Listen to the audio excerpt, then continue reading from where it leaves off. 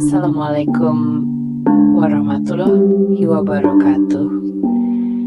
Kembali lagi dengan saya, Vena, yang akan menemani malam kesendirian. Sebelum masuk ceritanya, tarik selimutmu, matikan lampu kamarmu.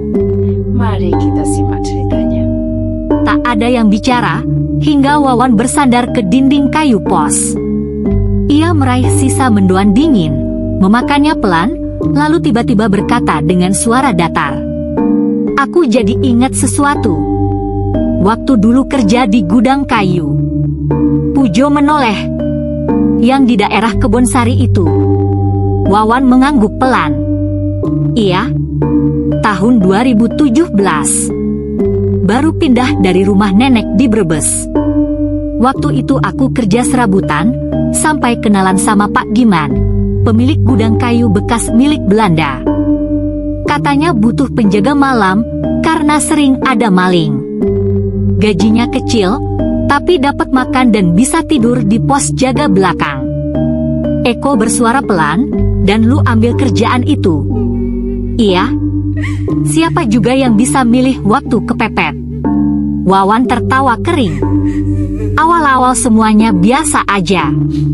Gudangnya gede, tua, dan dikelilingi pohon jati. Tapi ya, malam pertama aku langsung ngerasa aneh. Darto dan Pujo saling pandang. Wawan menatap lantai pos, matanya sedikit kosong saat ia mulai membongkar ingatan. Jam 2 pagi, aku dengar suara kayu diseret dari dalam gudang. Tapi pas aku buka pintu, sepi. Aku kira tikus atau kucing liar. Tapi besoknya, aku nemuin palet kayu yang tadinya ditumpuk rapi, jatuh semua. Berantakan. Kayunya berat, gak mungkin dijatuhin hewan. Ia berhenti sejenak, lalu menatap mereka satu-satu. Malam ketiga lebih parah. Aku tidur di pos jaga belakang. Ada suara ketukan di jendela. Tok tok tok. Tapi pos jagaku ada di lantai 2. Gak mungkin ada yang ketuk jendela dari luar. Waktu aku buka, kosong. Tapi di kaca ada bekas telapak tangan. Kecil. Kayak tangan anak kecil, tapi hitam, berlendir, dan ninggalin bau anyir. Pujo mulai menggigit kuku. Lu gak kabur? Aku niat mau berhenti. Tapi pas mau pamit, Pak Giman malah nambahin uang makan. Dan dia bilang, kalau suara-suara itu keluar, jangan dipedulikan. Jangan dibuka. Jangan direspon. Eko menajamkan mata. Dia tahu. Tahu, jawab Wawan. Dan dia juga cerita, dulunya gudang itu tempat penyiksaan pekerja paksa zaman penjajahan. Banyak yang mati karena kecelakaan kerja. Tapi satu kejadian paling parah adalah waktu seorang anak kecil, anak mandor Belanda, jatuh dari loteng atas ke gergaji besar di bawah. Mati seketika. Dan sejak itu, tiap malam Jumat, katanya anak itu keluar nyari ibunya. Darto menarik napas dalam. Terus, ada yang lihat. Wawan mengangguk perlahan. Aku sendiri. Malam Jumat terakhir sebelum aku resign. Aku lupa hari. Kamar pos belakang remang, hujan turun deras. Aku bangun karena dengar suara tangis kecil. Lembut, tapi pilu banget. Aku buka pintu pelan, dan di tengah lorong gudang, ada sosok anak kecil berdiri. Pakai baju putih kotor, rambut lepek nempel di wajah, mukanya pucat. Tapi, perutnya sobek. Dalemannya kelihatan, menggantung kayak kain usang. Dan dia nangis sambil bilang pelan. Wawan menirukan suara kecil itu. Bu, aku kedinginan, jangan tinggalin aku, Bu. Pujo langsung berdiri. Darto menunduk. Bahkan Eko, yang biasanya skeptis, kini wajahnya tegang. Aku kabur malam itu juga, kata Wawan. Besoknya, aku gak ambil gaji. gak pamit. Cuma pergi. Dan sejak itu, kadang aku masih mimpi dia. Muncul di lorong. Manggil aku, bilang aku harus bantu dia cari ibunya. Tapi aku gak tahu itu cuma mimpi atau dia masih nempel. Wawan menghela napas. Kadang aku mikir orang-orang kayak kita ini mungkin cuma nyari duit, nyari makan. Tapi seringkali, kita tanpa sadar jalan di tanah orang lain. Tanah yang masih disimpan sama mereka yang gak pernah pergi. Hening kembali merayap di antara mereka. Hanya suara air netes dari atap seng. Gerimis di luar masih jatuh tipis seperti debu air. Lalu ia membuka suara lagi, lebih pelan dari sebelumnya, seakan bicara pada dirinya sendiri. Ada satu kejadian yang sampai sekarang masih bikin aku merinding tiap ingat, katanya. Itu sekitar seminggu sebelum aku ninggalin kerjaan di gudang kayu itu. Pujo, yang sebelumnya terlihat ingin menyela dengan canda, kini hanya diam. Darto dan Eko menoleh penuh perhatian. Waktu itu, pagi hari. Aku masih ngantuk karena malamnya susah tidur. Seperti biasa, habis subuh aku keliling ngecek area belakang gudang. Pas nyampe deket timbunan kayu tua yang udah lapuk dan jarang dipakai, aku lihat ada sesuatu. Wawan berhenti sejenak. Matanya menerawang jauh, seperti memutar ulang pemandangan yang tak ingin ia lihat lagi. Seorang laki-laki tergeletak telentang, kaku. Matanya melotot lebar, mulutnya kebuka, tapi gak ada suara, gak ada gerakan. Tangannya mencengkram keras-keras sebuah papan jati. Dan anehnya papan itu gak bisa dilepas.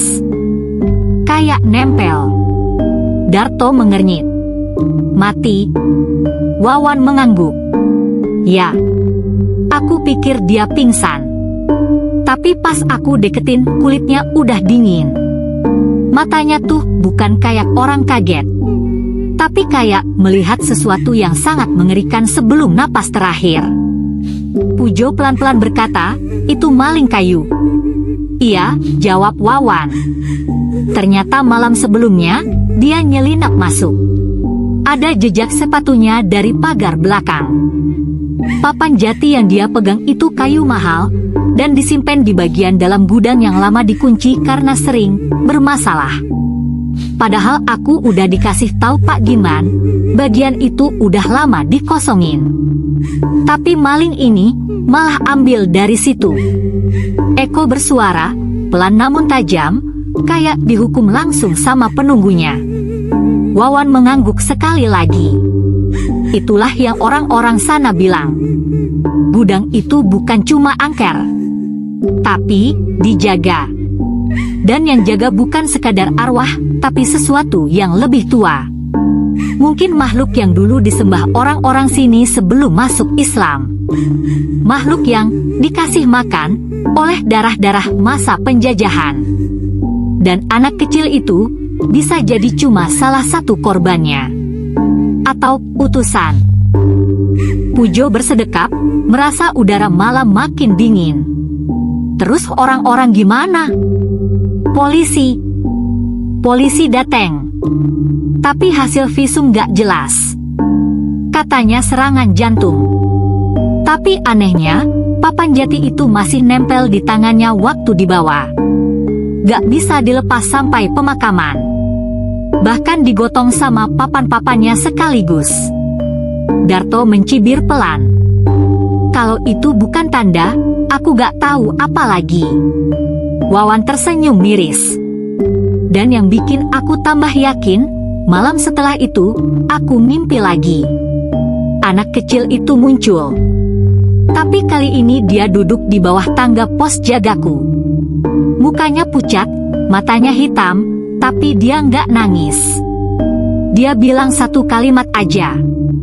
Maling dihukum, kamu jangan ikut-ikut, Mas. Wawan menatap kosong ke arah kegelapan malam. Aku resign 2 hari setelah itu. Dan gak pernah balik lagi. Pujo memutar gelas kopinya.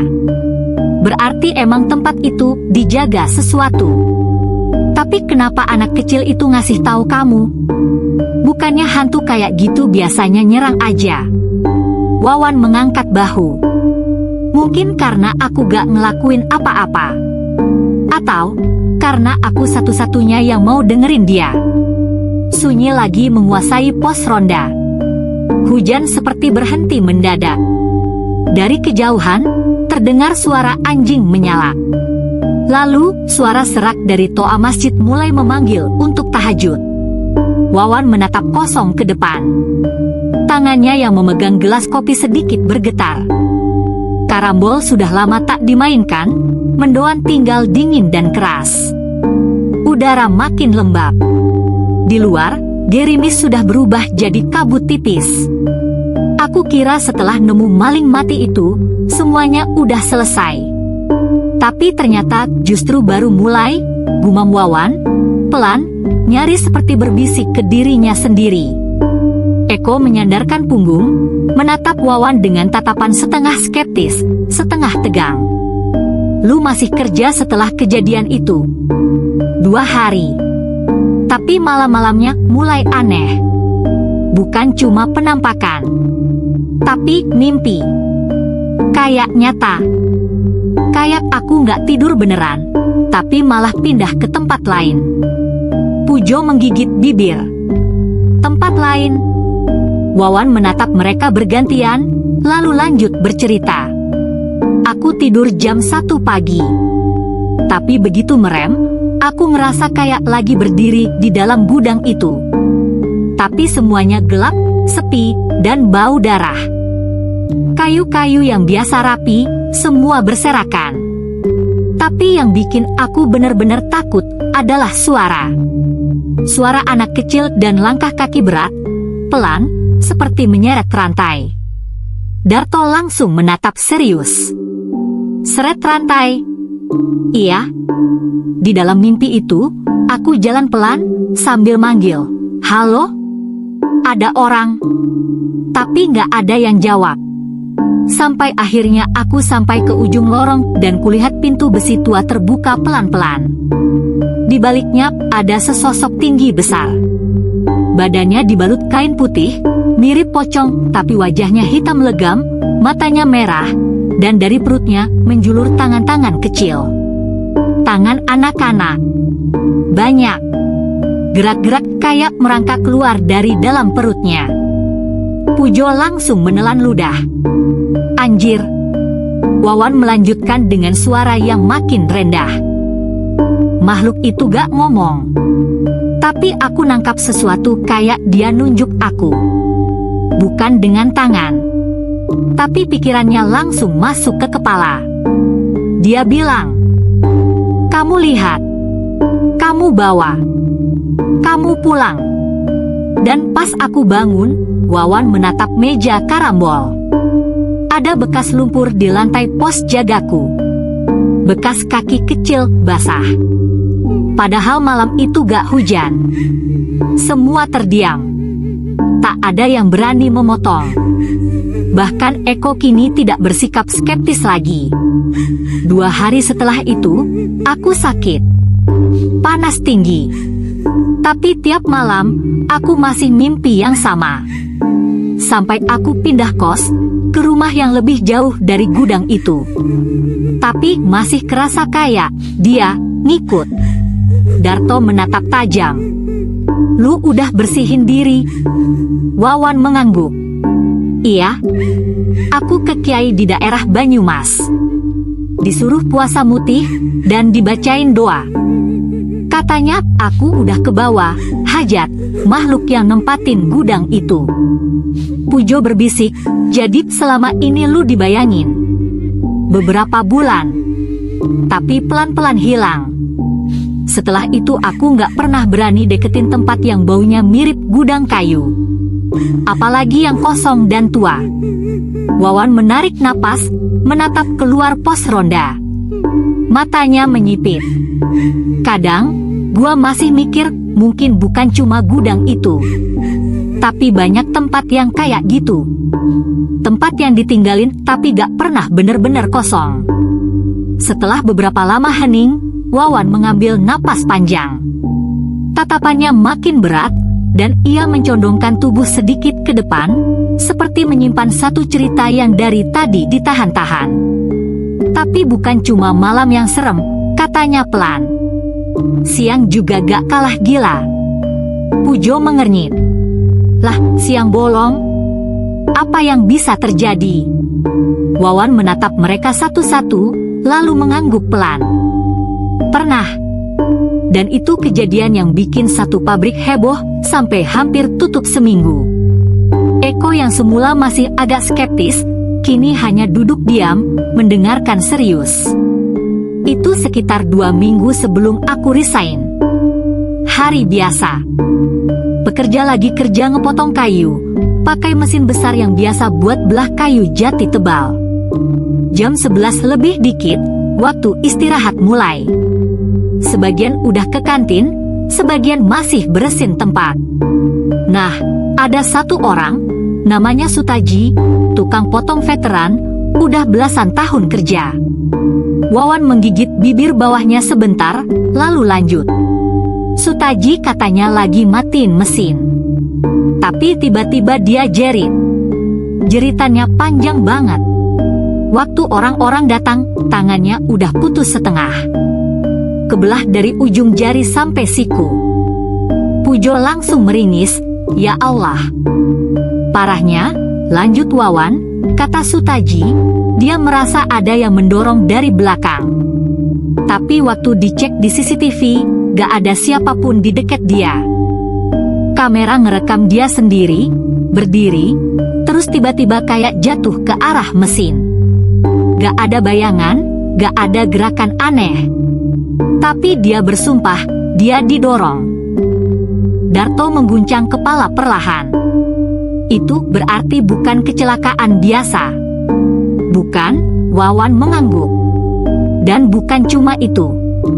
Setelah kejadian itu, beberapa pekerja mulai ngeluh sering lihat bayangan anak kecil lari-lari di lorong kayu, atau suara langkah kaki kecil waktu gudang udah sepi.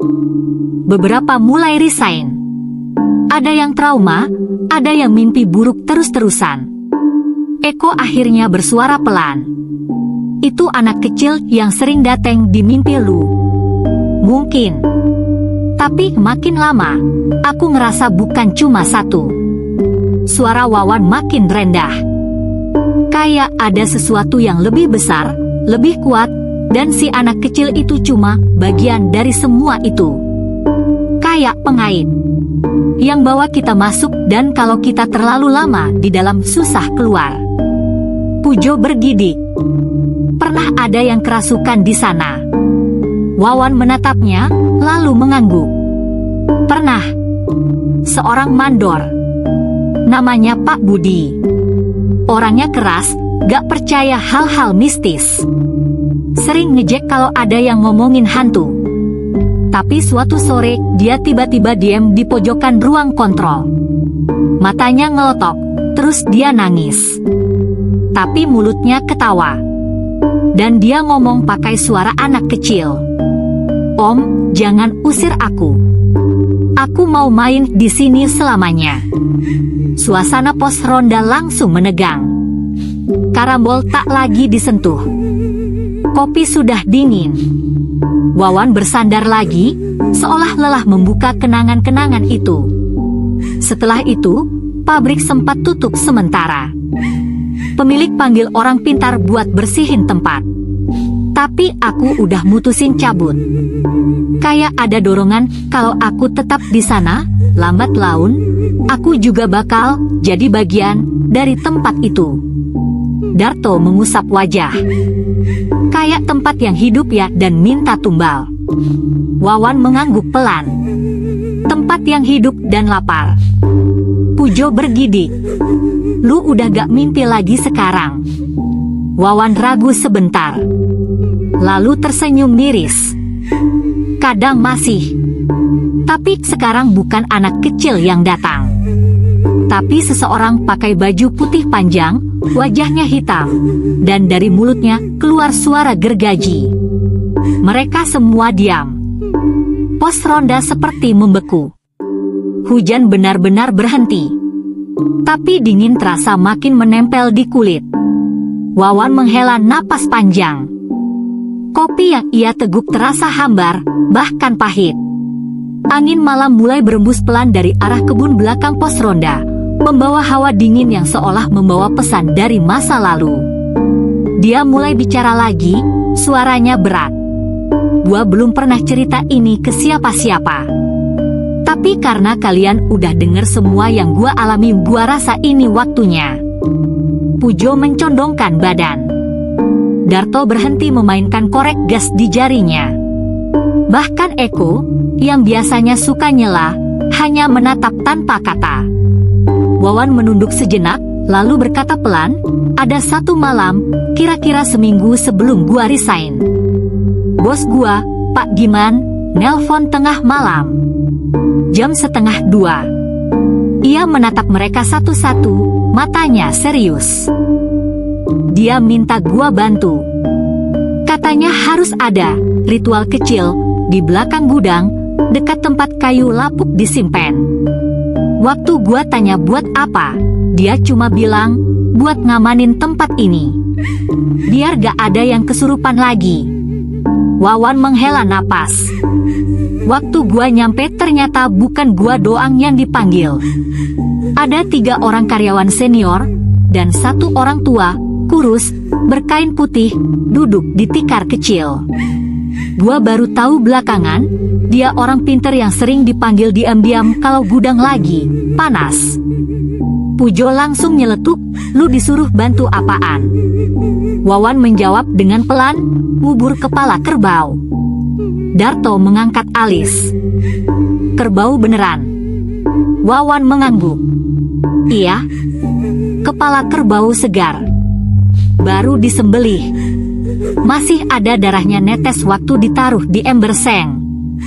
Gua dan 1 karyawan lain disuruh gali lubang pas di pojok gudang belakang, dekat pohon besar yang katanya dulu tempat mandor pertama mati gantung diri."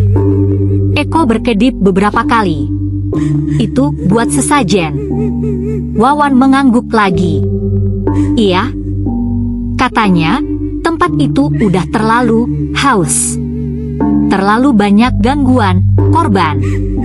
Dan kalau gak dikasih pakan, bakal makin parah. Kata orang pinternya, makhluk di situ bukan jin biasa, tapi penjaga tua yang udah terikat sama tempat itu dari dulu, mungkin dari zaman penjajahan." Suasana pos ronda mendadak dingin. Daun-daun pisang di kejauhan seperti bergoyang perlahan, padahal angin hanya berhembus pelan. Wawan melanjutkan, "Waktu kepala itu diturunin ke lubang, orang pintar itu mulai bacain mantra. Pelan. Tapi makin lama makin cepat. Dan gua gak tahu itu perasaan gua aja atau beneran, tapi gua ngerasa tanah di sekitar situ bergetar. Gak besar, tapi cukup bikin jantung gua deg-degan." Pujo bergidik, terus ada yang muncul. Wawan menatap kosong, seolah mengulang apa yang ia lihat malam itu. Gak muncul. Tapi suara tangisan. Jelas banget. Bukan dari kita. Dari arah gudang yang gelap. Suara anak kecil. Nangis kayak ketakutan. Darto menghela napas berat. Berarti sesajen itu beneran buat memberi makan. Wawan mengangguk. Dan itu yang bikin gua mutusin keluar.